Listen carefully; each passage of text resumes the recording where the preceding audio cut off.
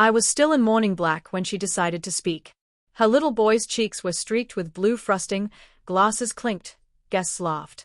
Then she tapped her spoon against a champagne flute, smiling at me as though we were sharing some private joke, and declared loudly enough for the entire room to hear. "My son is your husband's child. So, as his heir, I'll be taking half of your $800,000 house." She even held up a copy of his will like a magician revealing the final trick. My nails dug into my palm. Not to stop tears, those had long since dried, but to stifle the laughter that threatened to spill out. Because she didn't know what I already did. I met Daniel when I was 23. He wasn't flashy, but there was a quiet charm about him. Shined shoes, warm eyes, the kind of man who made you feel heard.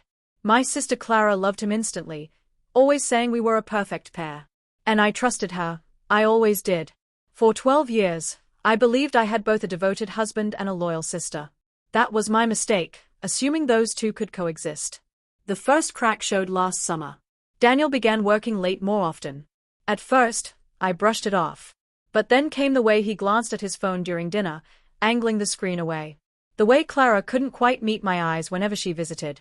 One afternoon, I found his cufflinks on the carpet of Clara's guest room. She laughed it off, claiming she'd borrowed them for a costume party and forgotten to give them back. I smiled and told her not to worry. But inside, something froze.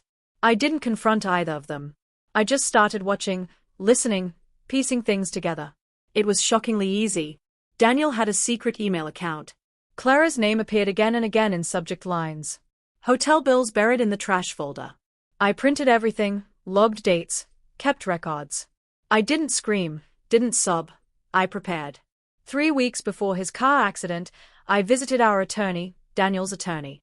I explained that Daniel and I had agreed to update our will. I insisted the house be signed over fully in my name. No co-ownership, no division. Daniel, ever trusting, signed without skimming the document. The will Clara proudly flourished today? It had been outdated for 6 months. When police told me Daniel died instantly, I nodded, thanked them, and made arrangements.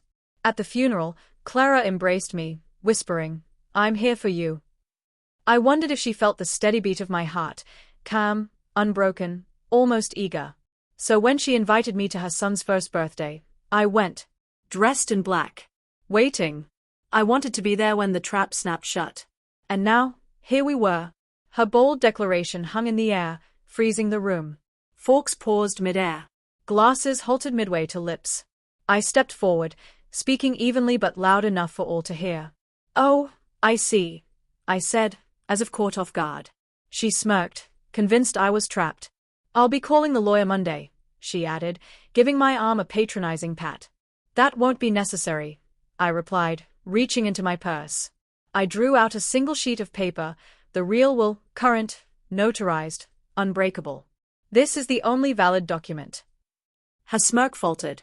I laid it down on the cake table, its edge slicing through crumbs and frosting. Daniel had left everything to me. The house. The bank accounts. Even the car she loved to borrow. She reached for the page, but I covered it with my hand.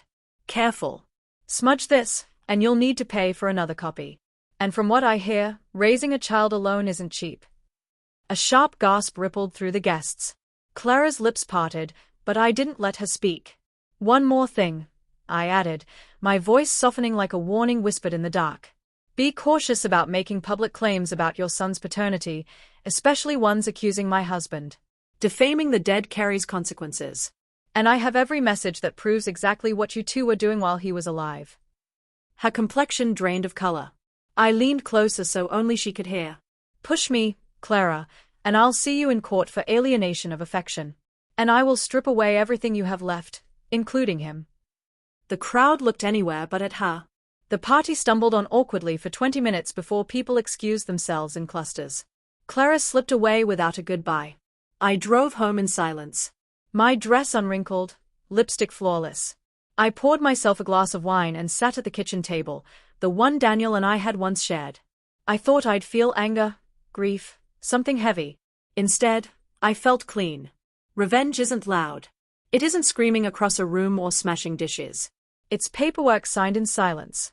It's letting someone believe they've already won, right up until they realize the rope around their neck has been waiting for them all along. Clara will keep the will she brandished today. Outdated. Worthless. She'll read it again and again, wondering how she miscalculated. And when sleep escapes her, she'll hear my voice reminding her that if she pushes me, she risks losing her son. People think the pain of betrayal is the hardest part. They are wrong. The real cruelty is discovering how easily someone you love believes you're blind. The sweetest part. Showing them you never were. Daniel is gone. Clara is quiet. The house is mine. And every time I walk through it, I can almost hear his teasing voice asking what I'm thinking. I'd smile, pour another glass, and tell him the truth. I was remembering the day your mistress tried to steal half my home and left with nothing.